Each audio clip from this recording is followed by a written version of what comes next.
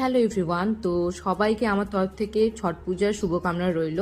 তো আজকে হচ্ছে ছট পূজার ফার্স্ট ডে, মানে আজকের থেকে রিচুয়াল শুরু। তো আমাদের বিহারিতে আজকের দিনটাকে বলে নাহাই খায়, আর আমরা বাংলাতে বলি লাউ ভাত। তো সেই জন্যই লাউ ভাতের দিন মানে যারা যারা পুজো করে নদীতে গিয়ে স্নান করতে হয়, অনেকেই জানো। তো সেই মতোই আমার যেহেতু যা পুজো করে তাই আমরাও নদীতে চলে এসেছি স্নান করার জন্য। তো এখানে নদীতে দেখো কত লোক এসছে স্নান করতে।